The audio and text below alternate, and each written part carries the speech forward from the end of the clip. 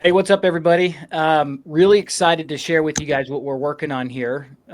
This is my wife, Jessica. Most of you guys have not met her, maybe seen her on social, but she's really thrilled to be on camera. But we're very excited because many of you guys know that while we're building the From the Farm platform, we also have moved on to a small homestead of our own in Cody, Wyoming, just under 8 acres, almost a 7.5 acres of land, and we have an interest to develop our land into a food production homestead. Now we're going to learn as we go how much we can produce with our family being the primary focus, but also a strong belief that if you're prepared but your neighbors are not, then you're not prepared. And so we're also looking for ways to produce more than just what we need ourselves so that we have extra for our neighbors and friends and family. And so one of the things that we've done at From the Farm is seek collaborators and partners out there doing amazing things to help move this mission forward to continue to decentralize the food supply chain and really give an opportunity to increase the number of food producers that we once had and start raising that back up. So we believe small acreages across the nation run by families and people that are really interested in doing better for the environment and producing good food is the right path forward for our food system. So today we're really excited to introduce you guys to the folks at Food Forest Abundance. We affiliated with Food Forest. These guys are teaching and helping people build food forests all across the globe. Most of them, it sounds like, are in the U.S., but these guys will share a little bit more about the details there. And so yeah, there's just a lot to learn, and we're bringing you guys on the journey. This is we had one call just to kind of understand how we were going to present this to everybody, but this is our first official discussion with Elenore and Allan about how our particular property is going to work, where to set it up, and going from there. And we wanted to share with you guys the behind the scenes of how Food Forest works with people to help them build their food forest in the right way for the growing zone that they're in and the context that they have. So with that, I'll turn it over to Allan and have him introduce himself. Awesome. Thanks, AJ and Jessica, for having us on this beautiful journey. It's basically like we feel like you're welcoming us into your home, and that's how we feel with everybody that we work with. You know, Eleanor and myself and all of the designers in Food Forest Abundance and the installers as well. This is our life mission, right? Bringing abundance ecosystems that can help us thrive into the world.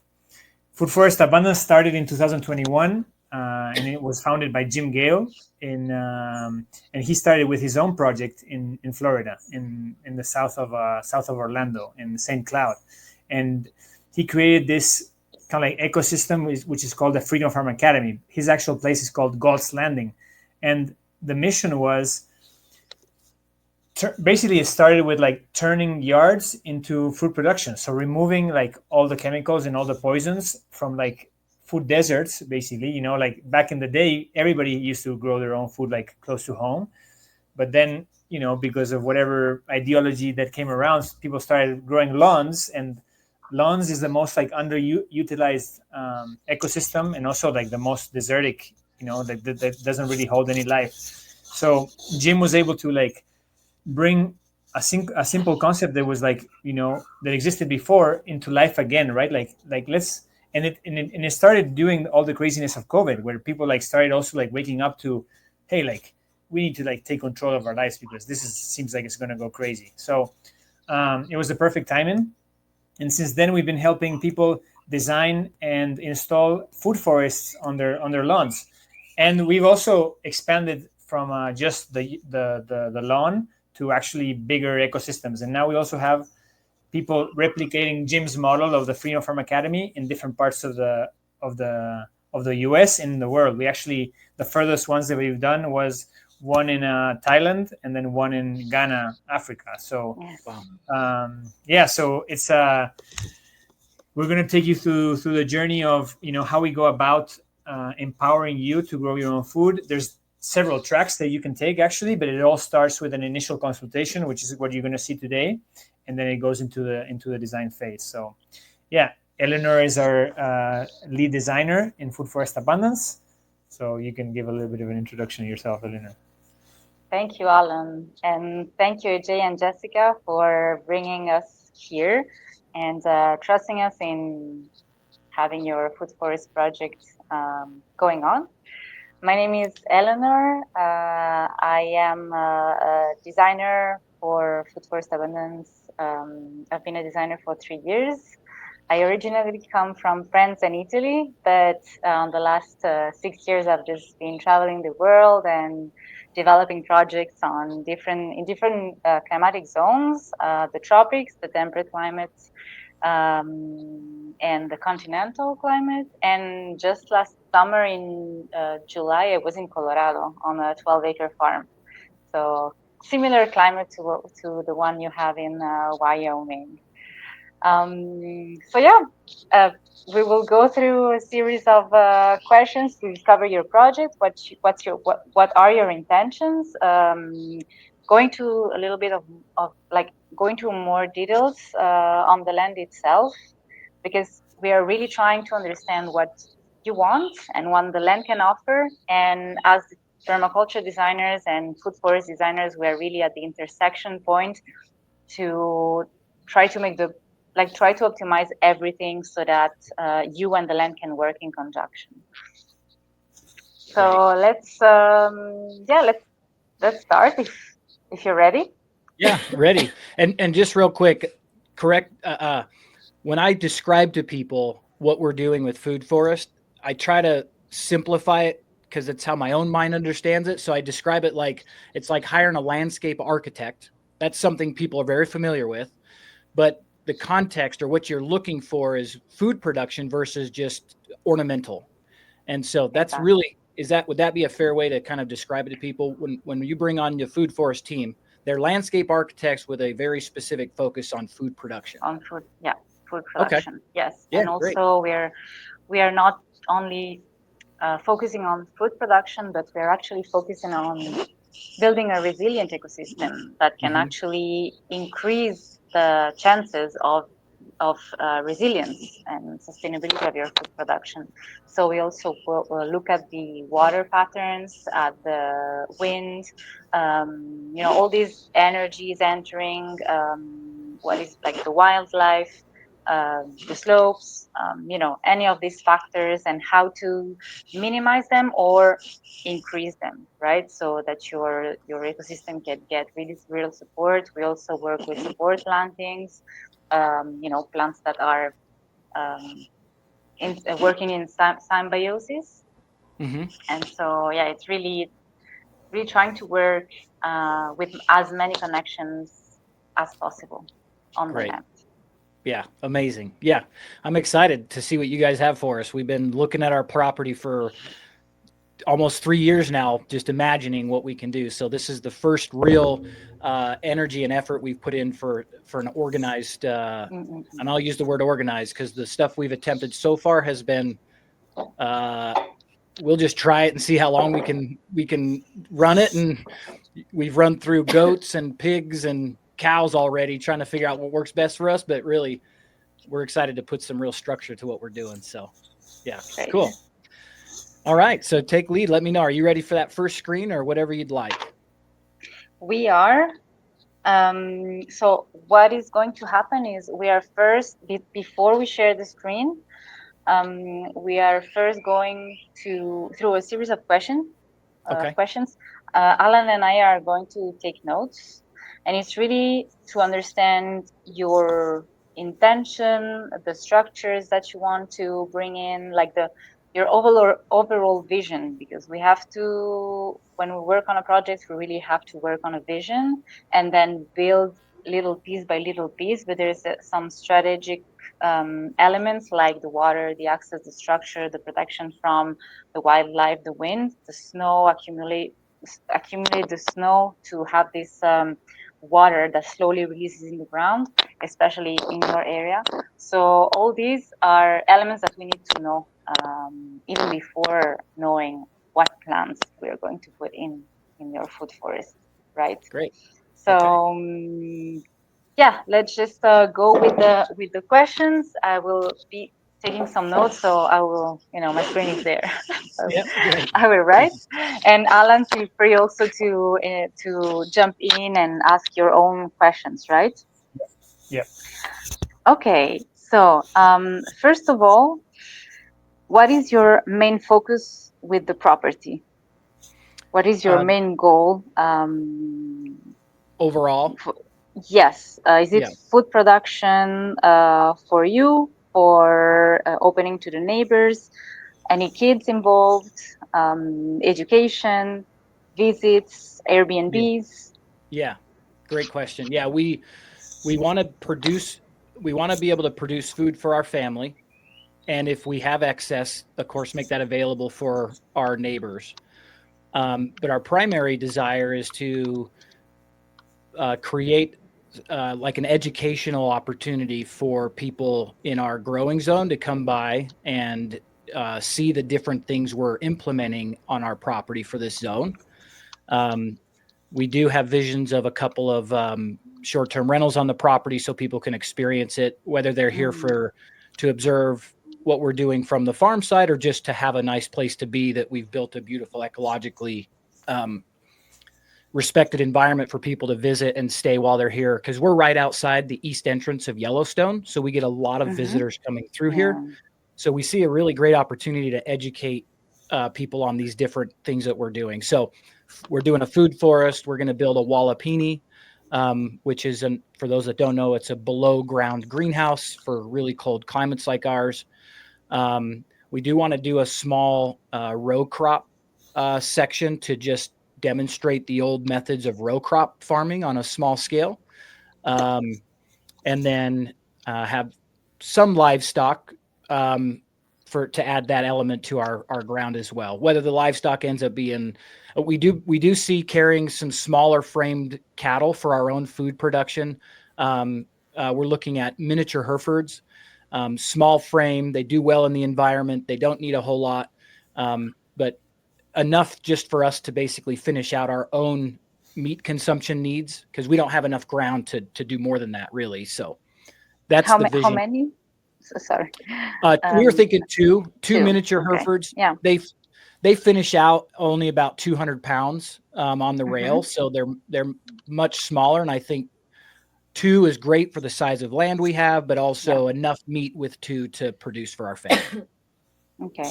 Do you foresee to introduce also any smaller animals like chickens or guinea pigs, guinea hens? Yeah. Guinea pigs. We don't eat those here, but I imagine they are somewhere else. We do have chickens already, so we would like to have probably an increase in in the number of chickens we have, layers. We will utilize our own meat birds. So we'll raise our own meat birds in the spring, which is what we've done the last couple of years. And I do envision having meat. Yeah, and I do envision having meat rabbits as well. Just understanding how much 3 females and 1 male will produce 400 pounds of meat a year. So as far as homesteading is concerned, that's a great animal to have on small acreage, as well as the manure you get to put back into the garden and the ecosystem. Yeah. Also the rabbits coupled with a food forest is almost like a more like integrative system, because the rabbits can eat more from the food forest than the chickens. Even though the chickens are going to eat it, the chickens need much more. They need the protein. So you need to have a system to produce that, or you need to get the feed from outside. But the rabbits can be eating more from the food forest. Of course, in the middle of the winter where there's no food, you're going to have to supplement. But right. Yeah. I'm curious to learn more about how to free range the rabbits as well. I know that's not very common, but rabbits in cages their whole life, I'm not a huge fan of that. Although I know maybe in some cases I'm reserving my judgment somewhat, because I don't know enough about rabbits to stand on a hill. But if I can find a way to free range them, that would be a preferred method. Yeah. How many chickens do you have currently? 34 currently. Okay. And do you keep them like how do you manage them at the moment? Do you have a At the, yeah. yeah, at the moment they're in a confined area. It's winter, Okay. so I actually have an old camper that I converted into a chicken coop because it'll give Oh, me the great. ability to, yeah. So my plan for next spring is to move that camper across the property and hot wire around that so they That's can great. put their manure and forage through some of the areas that we have that's flat. Okay. Wonderful. Yeah. Good. Okay. Do you have any so what is the fencing right now on the property? Let me So, put the screen on. Let me put the okay. screen Yep.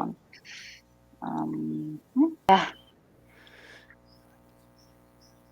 Yeah. So we're in Cody, Wyoming, which, when we first met with Jeff, that was a question. Like, you're in Florida, you got a way different growing zone than I'm in. So be Mhm. Yeah. very curious to see what food forest abundance can accomplish in our particular zone. Because we are way up, we're pretty far north, and it's not uncommon for us to have -30 temperatures Fahrenheit for Mm. weeks at a time in the winter. Um, we sometimes will see snow as late as May. Um, it's not a lot, but we'll see a little bit, which of course means you get down to those freezing temperatures. So that could impact your whatever you're trying to grow. So there's a lot of challenges for people up in our area, but people came here over 100 years ago and made it work. So there's ways to do it, but we've lost some of those old ways, and so we're looking forward to figuring out how to grow food in our particular climate. Yeah, and to answer a little, to go back to what you were just referring to right now, right? We design contextually, right? Like we use techniques of design that are adapted to the context. And of course, you can never expect a production the production that happens, in a place like Orlando, which is subtropical, to a place here, just because, yeah, the energy coming from the sun is completely different, and also the temperatures are completely different. However, there's we can still be stewards of the land in all of the contexts. That's like AJ, you were saying, we people came here and were able to make the land work for them, for their context. And there's other animals that live in these contexts as well. So Mm-hmm. even though the winter, you might need to subsidize yourself, or you can, have like a cold storage, an underground storage where you can put a lot of your food to survive the winter, or then it comes into play of like how do you prepare food so you can store them for longer, ferment them, can them, etc. We're not Mm-hmm. going to go over that now, but those are, in these types of climates, they're like essential skills to be able to make it through the winter. Yeah. Yeah. And in these kinds of climates, it's like producing food is like very important, but also producing energy is very important too, so you can be warm. Maybe in the modern situation, we don't need to do that, but the people that used to live in these areas, they needed to design for that too, right? Like, how am I going to harvest my energy to be able to survive the winter? Yeah, So absolutely. Yeah, absolutely. We you can see our property there. We're along this ridge, this ridge line here, and we were told that this place was once known as Buffalo Springs. Like the natives called it Buffalo Springs. So in my wild imagination, as I imagine back to when the bison were roaming through this valley in the millions, you would probably see springs and green forage all along this hill during those months because the ecosystem was working naturally. And if they called it Buffalo Springs, and we've actually found springs on our property, that's really exciting to learn how to develop those. And then of course, as we add more nutrients and the ability for moisture to infiltrate, we might see a revitalization of maybe a couple of springs on our property. So we're pretty excited to see what we can do here. And that really is our overall goal, is if we can demonstrate on this small acreage what's possible, just by being around us, potentially that would show other people, and eventually, pie in the sky, we see something change in this whole area because we're we're demonstrating what's possible. So, but as far as the fence line, Eleanor, you were asking fence line. So Yes. we have 3-strand barbed wire along that top ridge. It goes all the way down. And then it comes right, the same 3-strand comes down to the entrance of our driveway. Oh, That okay. So that backside that you're showing there, here. From there down, Yes, is 3-strand, and then we've got to kind of redo this. This is what was left first when we moved on, but from where your cursor is now, about halfway as you continue down that road, it's a mesh wire fence, so nothing, no predators can get through, but it ends about right there, and then all the rest of it is currently unfenced. So that's one of our projects this spring. Okay, so I will just mark it up on my other software. So, and we will go on that software as well. Okay. Okay. So just to give you a little bit of context, to the audience mostly, here. So if I place the north arrow, we are located basically. Just so we have this the Sidamo, the chain of mountains. We have it on the southwest part of Cody, your property, right? The winds, most of the winds from the climatic analysis are coming from this west part, right? But it didn't seem to me that it was very strong winds. Do you confirm, or it's we get, they call them Chinook winds that comes out of Yellowstone. And so even though we have a foot of snow today, within a few days it'll probably or within a week, even if it's not freezing, it'll melt off because those Chinook winds are warmer coming out of the park. But where we see the most wind, and it's a lot, is directly up from where your cursor is, and it's not exactly north and south, but looking at the screen how you have it now, if that screen represented north and south, we get a lot of winds coming from there, and then a lot of winds, and then certain times of the year they'll come from the other direction. But most of it comes from where your cursor is now. So from the west, so up the screen is north. So you have a lot of winds from the north and from the south as well, from what I understand. Okay. Yep. Not as many from the south, but quite a bit from the north. Yes. Okay. Yeah. And those are cold. Sorry. Cold winds there or no? Yes. I mean, it feels that way. Yeah. Well, like it's coming from the north, so they're definitely colder, and they're sometimes they're pretty fierce too. The wind is pretty intense. So, it's 30, 40 mile an hour winds are pretty common. Got it. Your growing period is mostly from June to September, right? June, July, August, September, 4 months. So this is why you want to use a Wally Billy. And all the other part of the year you have mostly, there is not a lot of rain. You only have I see you have 10 inches of rain, but you have 10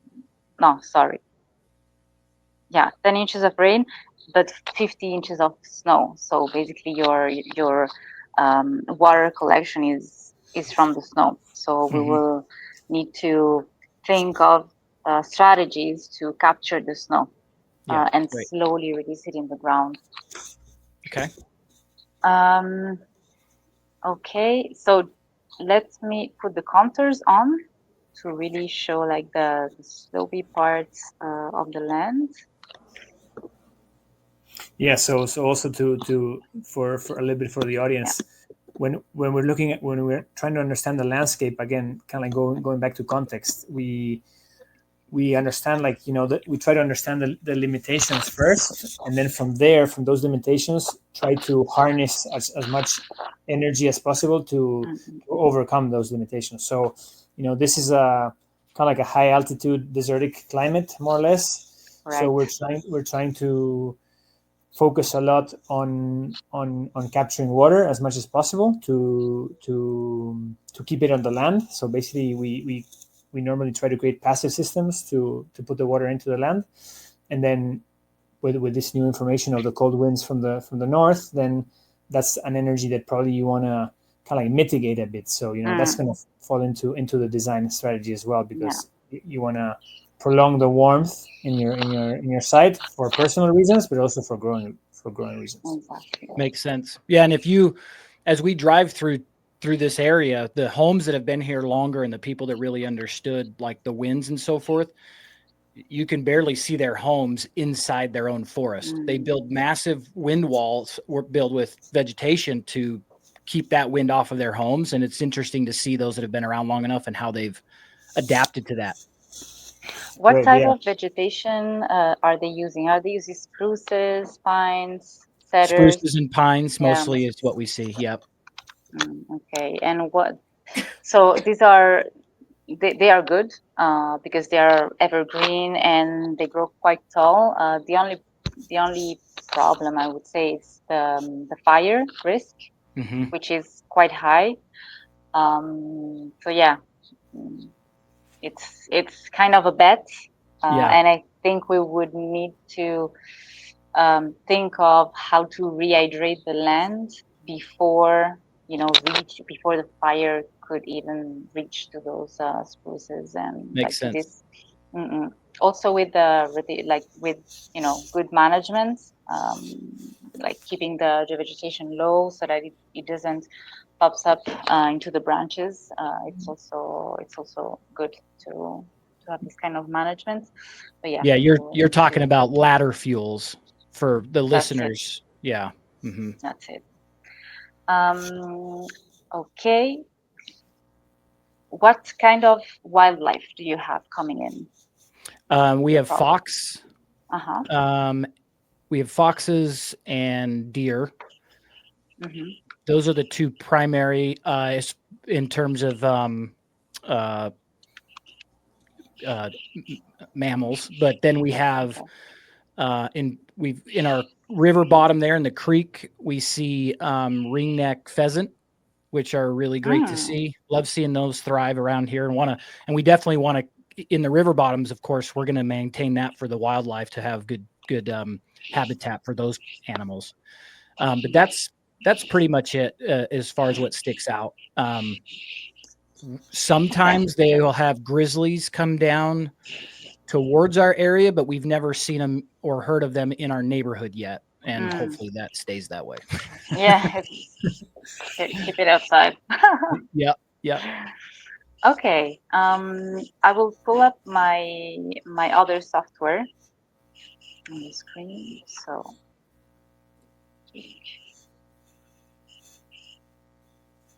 and we will go into the detail of your property now. Okay. So let me see. Let me know if you like when you are. So again, just to reiterate to the audience, basically we did a preliminary site analysis, which we're also now confirming with AJ and Jessica. For example, the northern winds wasn't something that came in from the data, but since you're experiencing it, we take that into account. It did, but it was mostly for the summer, and it was not the main it was not the dominant wind. So this is interesting to know. And it may be for us that we don't notice it because we're off the hill slope from where those winds are coming. So exactly. From the top of our roof to the top of that hill, it's probably 100 feet. The hilltop is 100 feet above the roof line of our house. So we just don't feel them if they are coming from the west. Yeah, you get them blocked. And probably the northern ones also seem stronger because they actually get funneled through that line too. Yes. Like through that little valley. Yep. Okay, so here I try to be as accurate as possible with this creek, which is not a straight creek. It's interesting how it flows and how there's kind of sedimentary zones. About the soil here on this first So this is, yeah, we have probably a frost accumulation area at the bottom of the valley, because the frost travels from up on high plateau to down slopes. It just traveled on the slopes, and then it accumulates in the bottom of the valley. So this might be a common frost accumulation area. Do you confirm it? Like, do you feel colder when you go down there? Mhm. How does it? Yeah. Yeah, it's a little cooler down there for sure. Yeah. Okay. Okay. Mhm. Um, at what moment do you feel better again? This is important just because it's the frost limits. So the Yeah. trees, as you change your own temperature, body temperature, Mhm. like as you feel different, the trees will also feel different. So Okay. even if we have the contours here that can indicate us a little bit, where where it can pop like it separates. I just Mhm. want to hear from you, like how does it feel? Yeah, it seems to follow that creek line pretty close because of the Mm. steep slopes that go down into that. So when you drop down into the creek, that's where you feel it change. But even just stepping up a little bit, Okay. it does change pretty. You don't have to move very far before you see that change, just because there's Okay. that creek just does follow a decent step down right down into it. Okay. Regarding the water, Hmm. so we have the water that definitely travels down this slope. It Hmm. also travels down this other slope. This other slope, it's a little bit, let's say, less. We have a little less slope on this one, but still, right? Yep. Do you notice any places on your property where you have water accumulation zones or signs of erosion, really severe signs of erosion? Yeah. So right where your cursor is, if you go up just a little bit, Hmm. right in that area, it does look like from the north coming down, there's Uh-huh. actually there's almost a like maybe there was a water flow there at some point a long time ago. The vegetation is Okay. thicker. There's a lot more grasses right in that area, and it does kind of Hmm. slope in um, slightly right up in that flat area. If you take that circle and move it towards the creek just a little bit, Here. move it to the left, right in there. Yes. Um, So as I walk around that Okay. area, it's interesting to see the contours of the land change just in that little spot, and then how much more vegetation is right in that area year round. Okay. That's interesting. That's interesting. Um, this is on a, so I can't, let me put the contours on,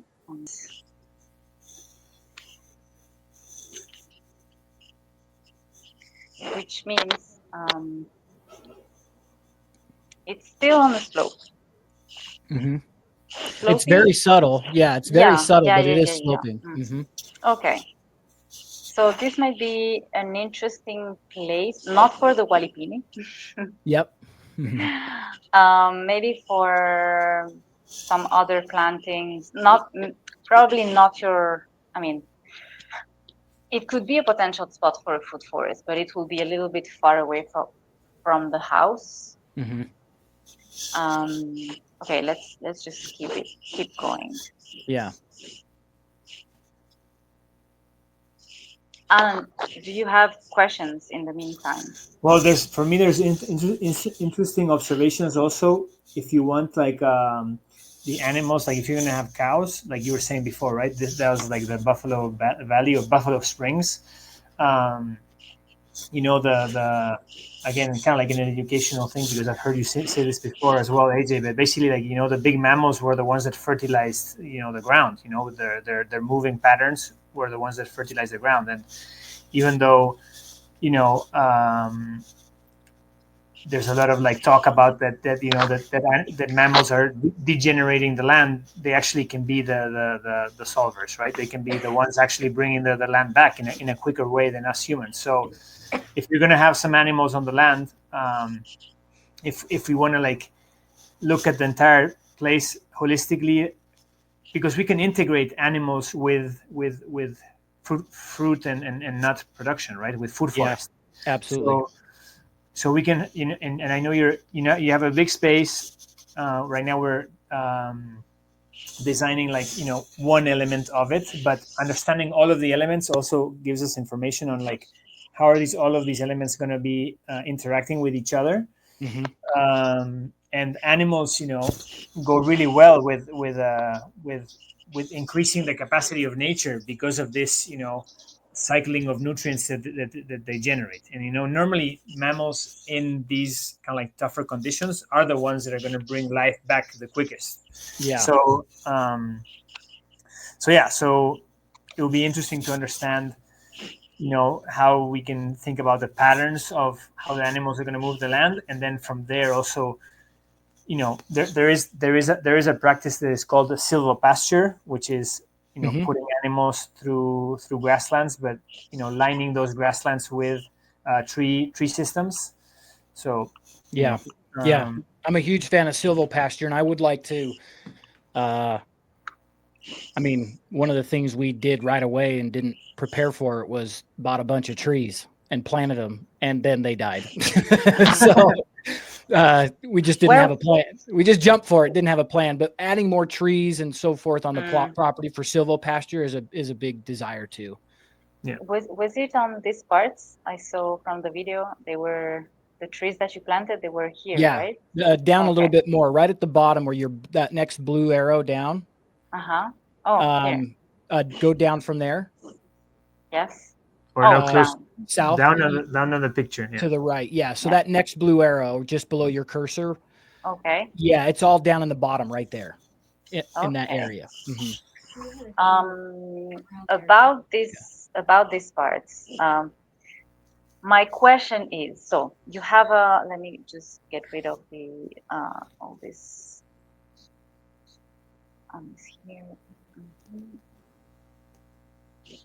Okay, so you have the creek, right? Yep.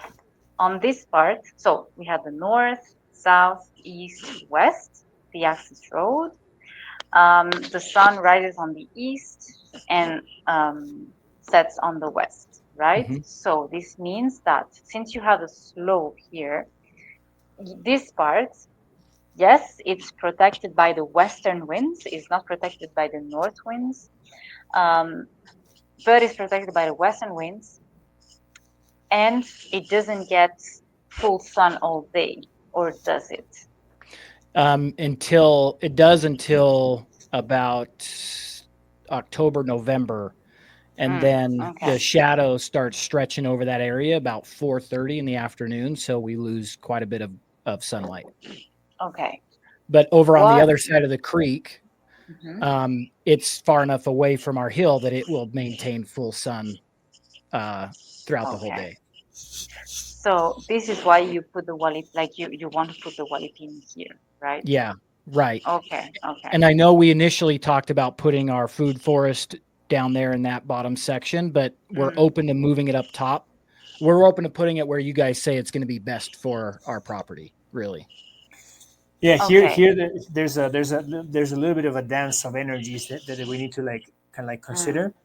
In permaculture, we also talk we talked a little bit about the sectors, which are like the energy influences. There's also like another concept that we use, which are called the zones, and the zones are basically how we as human beings interact with the land. So a zone 1 would be something that is like something that you're like observing or interacting with every day, and the zone 5 would be almost like a wild area, that you might go, but you're not really managing it. You're just observing it. Right. So a walapini basically is almost like a winter growing system because you're trying to extend your growing season. So but it's also like it's almost like also like a zone 1, because you have a lot of like, you know, young plants, so you need to tend to it pretty often. Makes sense. So like, so here's the balance that we need to do, right? Because for me, a Walapini, which is a zone 1 thing, should be close to the house, and especially because it's a winter productive system. Like what's the reality of like of somebody visiting every day, you know, going out of the house in the middle of the winter, putting the boots, putting your jacket, everything, and going out and actually working on it? That's, you know, it might be a trick. Like it's not like if you're putting it on the other side of the creek, it's like a zone 3, let's say. Like, Yep. are you going to actually pick up and go and work in it? So it might be interesting to assess, like, well, another thing to consider also with the Walapini is the water table, like how deep down the water table is. But since there's big slopes, it seems like the water table is not close, because you don't want like water infiltrating the Walapini from below, since it's an underground structure. But yeah, in my mind, almost like a Walapini is like, or a greenhouse in these types of climates is something that is like almost like attached to the house. Yeah. Because you can use the energy, like the thermal energy of the house itself, to keep that structure warmer. Plus, you can just like move yourself into that space, you know, almost like without having to, like, I would put it like even like with a connected door, so you just like go in with like in your sweater, you know, like you guys are up now. You just go in and you're able to tend the plants, but then it kind of like goes back to what you were saying before, like maybe that part of the house, or there's no really area there that has enough sun to be able to make sense to have a Walapini, for it to be like a winter growing system kind of thing. So there's a balance to think of there. If that hillside was facing south, this would be much easier, because I'm like, I would love to put that Walapini right out the back door, but we don't get any, you know, as soon as winter hits, you're lost your sun right up against that hill. It's gone by 3:34. So considering all that, I would probably put the Walapini right up there where we enter our driveway, just as you're coming in, just on the left, all the way up next to the fence line. Yeah. We had our chickens there, so we were visiting it every day. There's nothing going to block the sun if we do it there. It's high above. It's probably a good 25 feet above the creek line, and there's plenty of space there to build a decent sized Walapini and not be too far from the home. So the chickens still there or no? No, they're now down. The chickens are now down right on that little peninsula where the water wraps around, that big bow right before the spring. So yep. On that one, okay. So they're right in there. I have them on a peninsula right there for now for the winter. So the Walapini would be here? I would move it up all the way up to the fence line. Okay. Right there. How would you dig that out? It's not. That'd be easy where we're at. Yeah. Yeah. So I would put it right there is where I would be considering the new location. Yeah, that could be considered your zone 1, because you're like coming in with a car there, like you know. Yep. It is a better spot than on the other side of the creek. Yeah. The other on the Google Earth, because we can see the topography. It's more visual. Oh. For the chickens, do you have like a deep, like a mulch bed, or how do you manage that? Like right now I'm trying to do like the carbonaceous diaper. So we've got the wood chips or the straw down, and then add more on top throughout the winter, and just keep it going that way. Just trying to, you know, use my nose to determine if there's when's the time when to add more, like, so they're not, you know, being suffocated. No, and slowly, obviously, since you're combining a big source of nitrogen and a source of carbon, like actually, like it's gonna be converting into soil. So my plan was to move their bedding physically when the winter's over and go put it where I want it. Yeah. In the future, we'll bed them down where we want to keep it, and I'll plan for that better. But right now, I'll just move all of that mulch essentially to where I want it when the winter's over. Yeah, that's an interesting asset, like the chickens, because they're creating a lot of fertility. That fertility is going to be moving like naturally downhill. Mm. You're going to be able to use that in different places. So also like understanding, yeah, kind of if you have a system close to where you're going to use it, then there's like less energy to move it around. So these are all like also like considerations of like tying all the systems together to maximize the result. Yeah. Yeah, animals are huge in these systems. Yeah. Great. Just taking notes. Okay. So about the positioning of the food forest. We were thinking with Alan at first that having it a little bit away from the from this frost accumulation zone, and having it on the slope here would be an interesting place, but you don't get much sun. Mm-hmm. So what about this part on this area,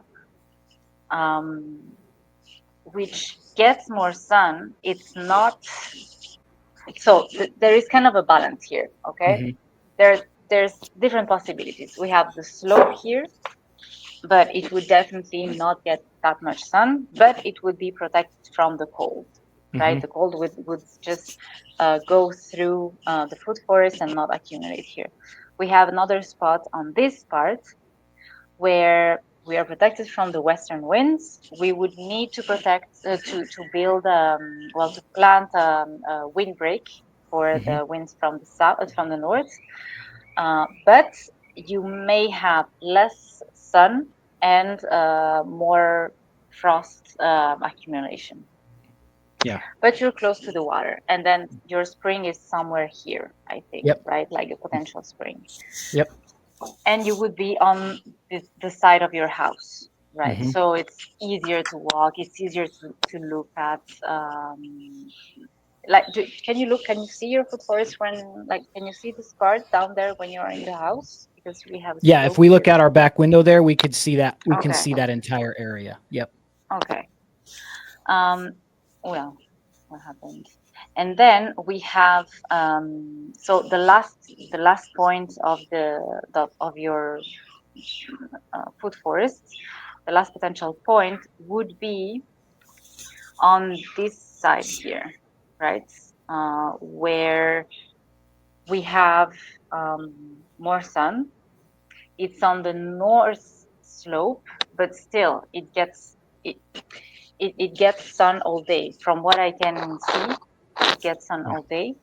Yeah. We're not protected from the northern west and western winds, so we need to plant a windbreak there.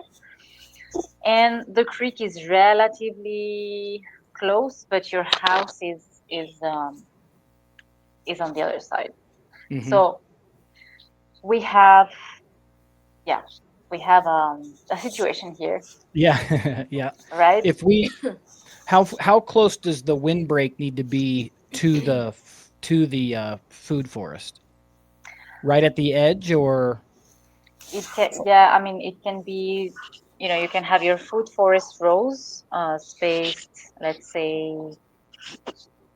9 feet, 9 to 10 feet, okay. or And even closer. Maybe in colder climates it can be even closer. But yeah, let's say 9 feet, and then your windbreak can be consisting of 2 rows, so that there is one external row that is smaller bushes or smaller trees that divert the wind, and then you have a taller row that diverts even more the wind. So it's kind of a pyramidal shape. But let's say it can be still 9 feet apart from the last row. So you have like 2 rows of windbreaks there. Okay.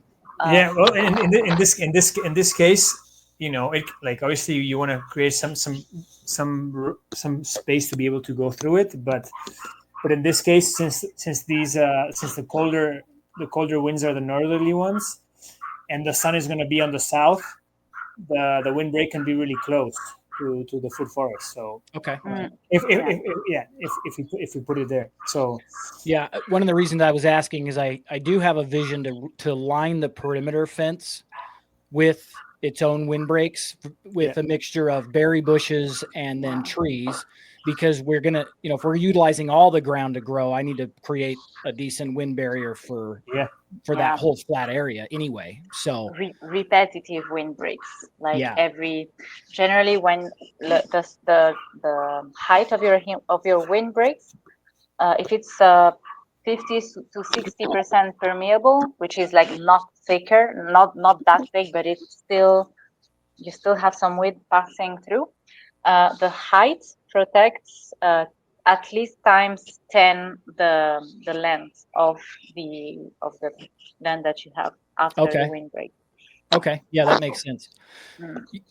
In your guys' assessment, is our best option to put it there on that side?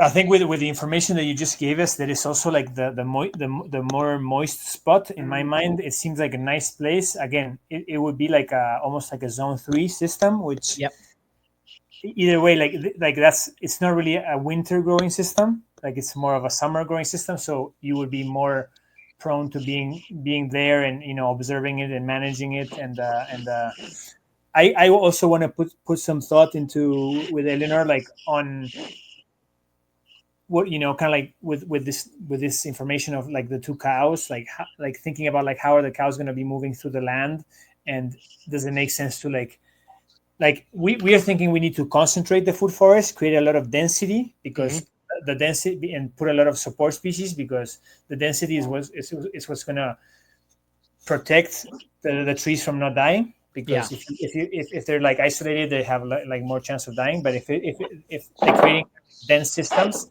however, the dense systems don't really go that well with the animals. But maybe it's like, there's a progression. Maybe there's like a dense systems like of 2 or 3 lines that then get thinned out, so the animals can like eventually like roam under, and then there's another system of 2 or 3 lines like further up the hill or whatever. We have to think about it, but my thought was, and this may change. We as we're learning this our system, we may go from, instead of cows, because we have that whole hillside that's really unutilized, but could potentially work for ruminants and still provide us the ecological impact we want through ruminants. So I'm looking for species that I can just manage along this slope that I can't really use for anything else. And then maybe we could strategically target the application of the ruminants in the food forest when needed, but not worry about building it for livestock, more just for targeted management, or cleanup or whatever. I don't know. No, we can do it. We can do it for managing like the winds, for example. The livestock is going to be happier if like they're not getting blasted by the winds, or makes sense. Or maybe some extra potential like things that they can browse on, or I don't know. Also, we originally had thought putting the food forest on the steeper slope, on the kind of like if you go behind our house there where you have that, we already had plans to flatten that out a little bit more and then kind of terrace it where we've cut the land down to flatten it out, because we want to have a flat spot right out the back of our house. And if the food forest would work there, we were planning on clearing that out for the food forest, if you guys said that makes sense there. I say that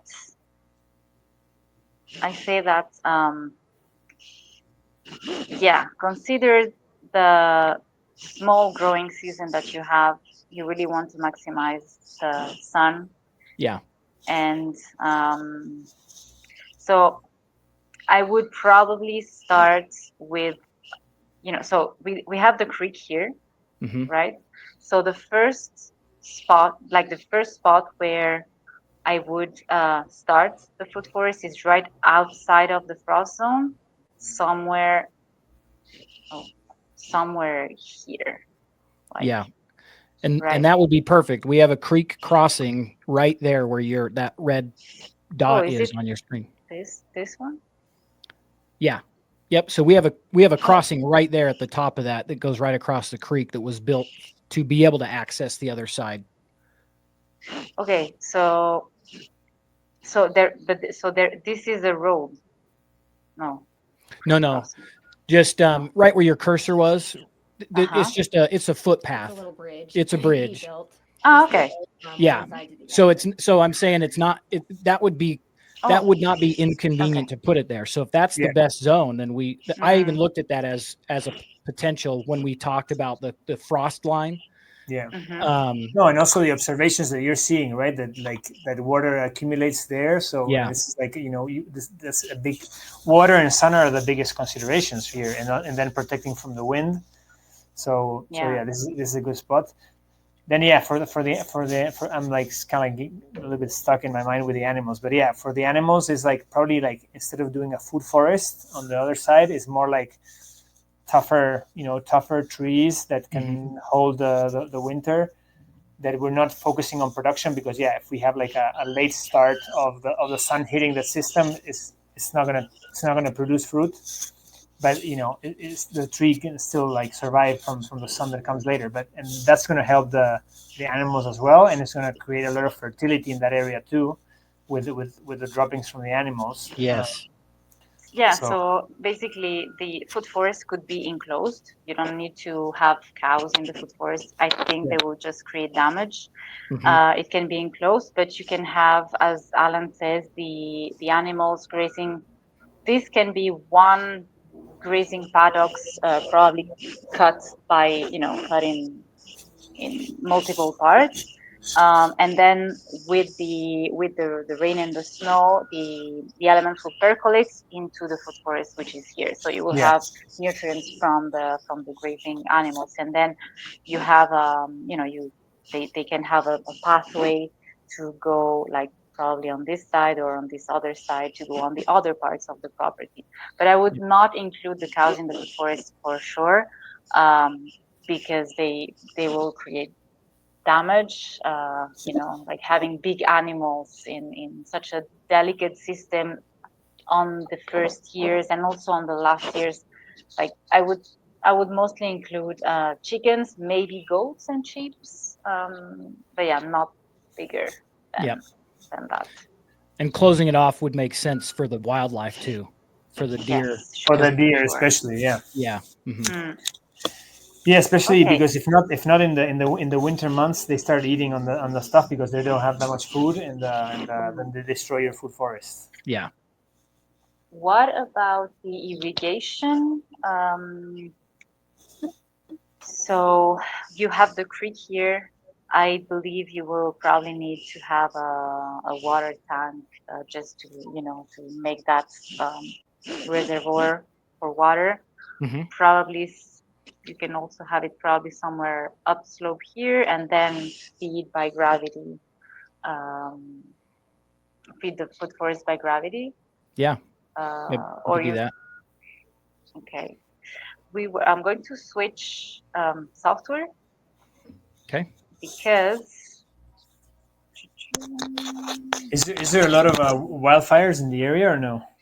Not close to us, up in the parks and the mountains, yes, but not down in the valleys where we're at. Okay. Yeah. Just, can you just see? thinking if we need to design like or just like give some recommendations around that, Mm-hmm. having water reservoirs like higher up on the land, so you can like gravity irrigates Yeah. your house if a fire comes. Not Yeah. having too many plants in front of the house doesn't like creep up Yep. the hill. I fought wildfires for 3 years, so I look at those elements around us and say, okay, do I have a good buffer zone? Like I am considering. The nice thing for us is on the west side, that's all gravel pit. So there's no vegetation to even catch. Our threats would be, north or south up that creek if there was a Yeah, fire. Mm-hmm. exactly. Can you see my screen? Oh, yep. Let me share that here. Oh, okay, There we go. good.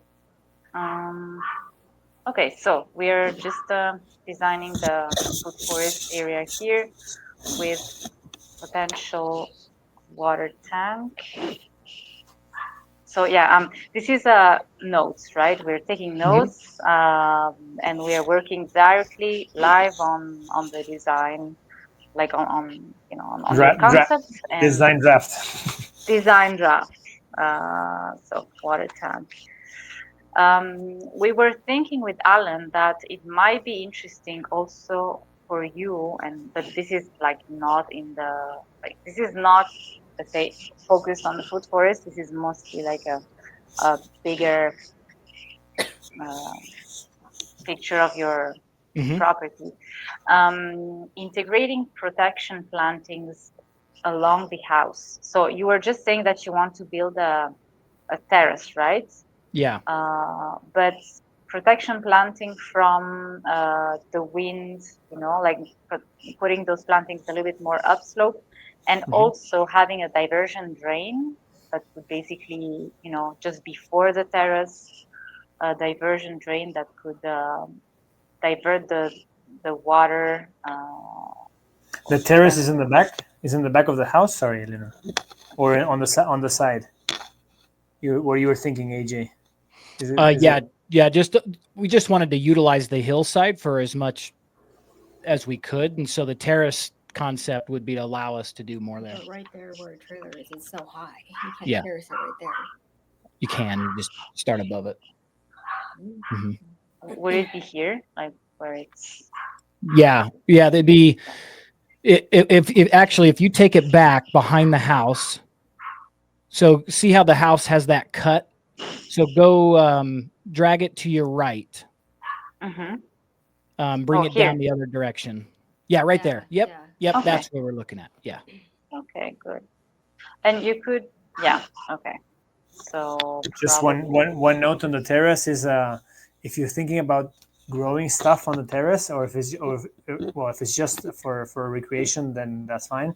But if you're thinking about growing stuff, it's always better to just scrape the topsoil, whatever topsoil you might have, and save it, and then scrape and then put that back on, because if not, you're gonna be a lot of time growing soil again. Yeah. Yeah, makes sense. Okay. Oh, this is the concept, huh? But yeah, it's great. Okay. About so you were talking about the veggie garden and the amphitheater.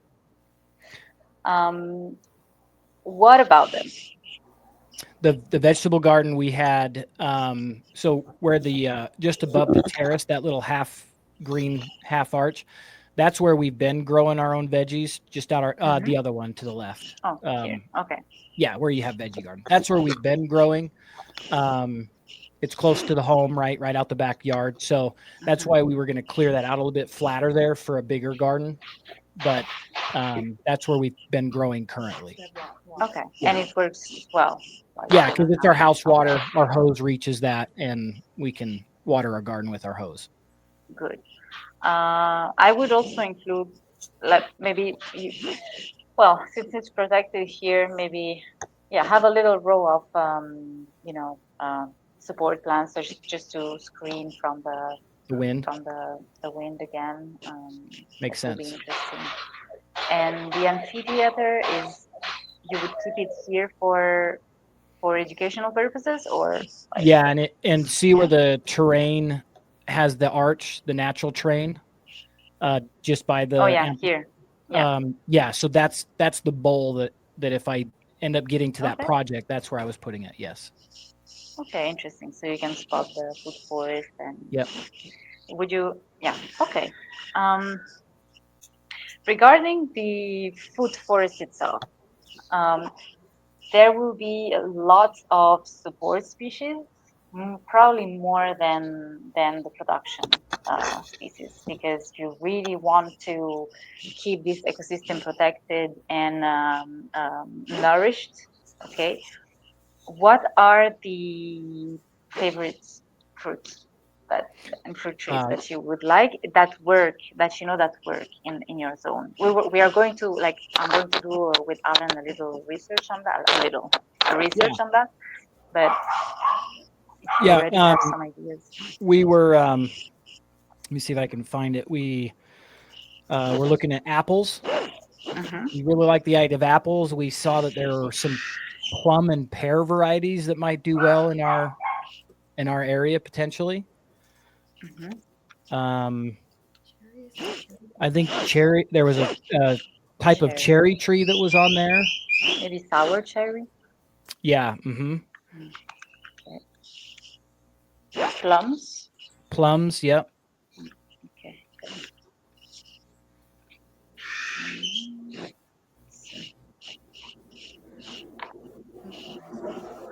Mulberry. I don't know. It's quite hardy.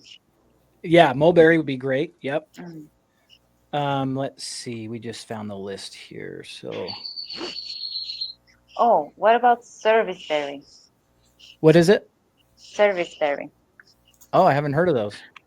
It's a berry, kind of. It's almost like a blueberry, but it's a beautiful tree with white flowers during the spring, and the berries are very nice. Yeah, that would be great. It's also for wildlife is great. Oh You yeah. could also have elderberry. Yeah, elderberries. Yep. Yep. It also recommended apricots would be one, which would be nice to have if that works here. Do you have it around? Do you see it around? I haven't seen them up here, but just doing some research on this growing zone and Cody specifically. Oh, it says it can be risky, but they bloom early. So yeah, they're quite sensitive. You can and they try would suffer from late frost, so that would not work. Yep. Okay. So yeah, that was all that we kind of saw on the tree side, on the fruit trees. Yeah. Yeah, I confirm in Colorado it's practically the same. Yeah. You don't have many more. Yeah. Yeah, makes sense. So it seemed like apples were really some of the most. A lot of varieties would do well where we're at, which is great. We'd love to have an apple orchard in wonderful small apple orchard. Yeah. In the on the side of like the understory or the smaller bushes, choke cherries, okay, gooseberries. Yeah, choke cherry, yes. Choke cherries, yep.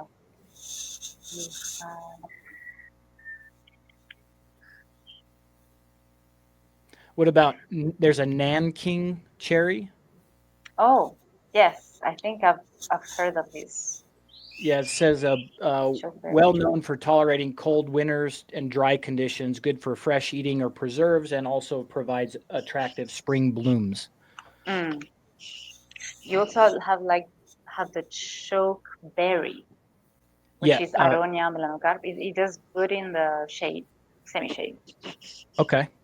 Yep. It's same virtues as the blueberry, but it's sometimes even more, like a lot of antioxidants. Oh yeah, great. Yeah, that would be great. Okay. Golden currant. Have you heard of that? Golden currant. Yeah. I have to do a little research, but I know it can be a potential one. Yeah, great. And western sand cherry also. Excellent. Which it's 4 to 6 feet, so it's a small one. Okay. I will look at these and see if they did well. For the support species, false indigo, Siberian pea shrub are great for your dry, cold climates, and also for fixing nitrogen. You can also chop and drop them, so they provide mulch. So those two will be planted quite densely. And then there's also comfrey that works, and probably on the edges, you can have like a first row of main food forest row, and on the edges of that row you can have different plantings like sorrel, Jerusalem artichokes. You can have rhubarb, lavender, or smaller, smaller greens. But Okay. yeah, can also have something like that, so that you're growing more varieties. Yeah. Great. Flowers as well. There's different flowers that can be integrated. Russian sage is great. Then you have black-eyed Susan, goldenrod, yarrow also. Yarrow root. Yeah. Yarrow, and then all the aromatics. But for the aromatics, maybe it's more interesting rosemary. Do you know if rosemary grows well in your area, or?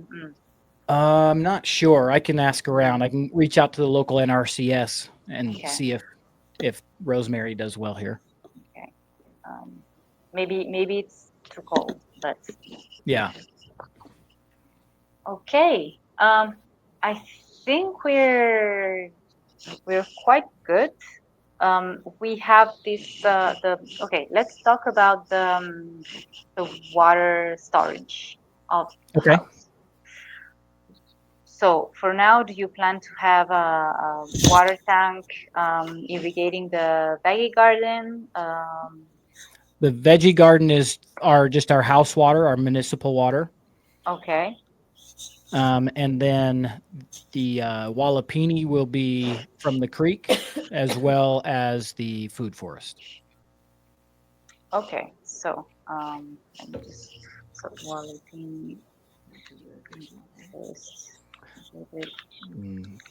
And would you like to actually harvest water from the roof and have the veggie garden? Yeah. Yes, Yeah. that's a future plan for us, is to capture as much of the rainwater as we can for utilization. And about your downspouts. Your downspouts, let's see where they are positioned. We don't have any yet. So Okay. we just finished building the house. We still have some projects to do. The other side of the house from the garage is going to have a deck with a roof, so we're going to be able to capture more moisture off there. So we were waiting to get that up, but what we'll probably do is capture that off the downspout, right off that bottom corner where the veggie garden is. Here? Yep. So Okay. we'll probably capture it right down there, because that's where we can funnel most of the water once we have the porch. Okay. Yeah. Yeah. Just split. Let me see if I can. Yeah. Bring more time.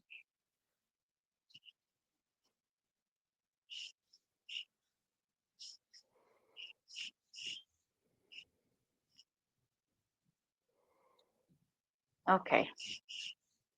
Oh, maybe not there, but good. Allan, do you have any questions on your side? No, I think I think the placement of the food forest makes sense there, and now it's about finding the right planting patterns to make this system resilient. Good. Let me put just windbreak here, just for me to note. Yeah, or from the maybe since that's like on the other side of the hill, maybe like standing there and seeing, just checking out if there's wind there too. Since it's the moisture area, it seems like it's protected, but maybe understanding the wind pattern there. But yeah, I think more covering the northerly winds makes the most sense at this point. Yeah. Nice row of plantings. Okay, good. AJ and Jessica, do you have questions, comments, something that we need to know? This is great. Very helpful. What does next steps look like? Do you put together the plant, like Allan, you were saying something about the planting, where you're going to place everything? Yes. Well, yeah. Elenore can answer, but yeah. Okay. So the next step is building your concept map where we actually, let's say, freeze all these that we have been discussing, but with the right measurements, with the right distances, and making more, giving more clarity to the map. Also, building a preliminary plant list with not only the plants that we enumerated today, but also the other support species.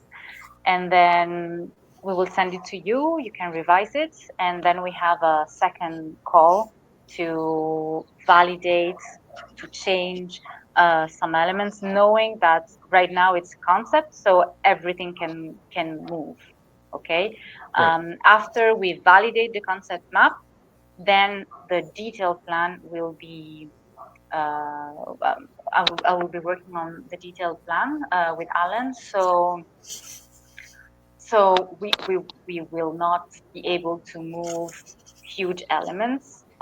We can make adjustments at the final draft design, but really the concept map is the most important part, because this is where we assess the positioning of the elements and of the growing systems, the water, etc.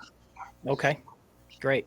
And then at the end you'll receive like a planting pattern, with the location of all the plants. Sometimes we leave it open in the sense of like, okay, here there's 2 functional plants that could serve, like the Siberian pea shrub, or the, can't remember the other one that Elenore mentioned, but like, so then you can False indigo.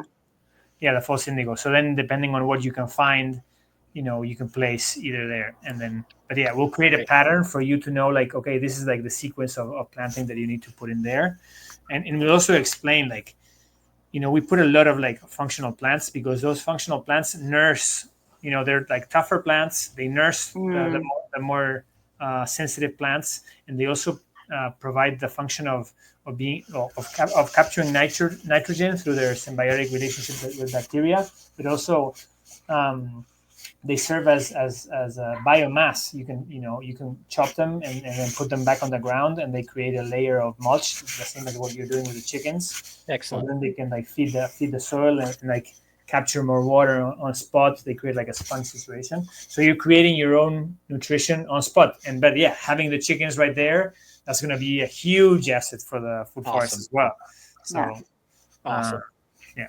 And then once the other plants get established, your apples and your cherries and stuff like that, eventually those are going to start shading out your functional plants, and you'll have like these strong fruit trees that are going to be serving you as food. Great. Awesome. That's great. Okay, I'm taking notes. So the next step right now that we can do is plan our second consultation call. Okay. Right. I like to plan it now, so like we're all live.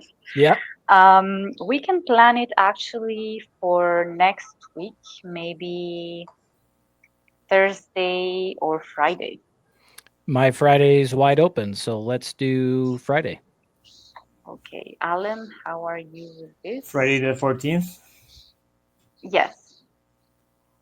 Yeah, and today we met at 12 to 1. I could do this same time on Friday. That sounds good to us. Okay, and here it's 12. Yes. 12. Are you sending an invite, AJ, or do you want us to? I can send an invite. Yep, and we'll do it here again, and that'll be 11 Mountain, same time as 11 Mountain. Yeah. Yep. Perfect. Great. Okay. Wonderful. All right. Got it on my calendar. I'll get you guys that link. Perfect. This is great. Thank you. Yeah. Thank you. We're excited. Thank you. All right. We'll see you the first step of understanding where to put the different elements, and exactly the birth of the new food forest. Yeah. Perfect.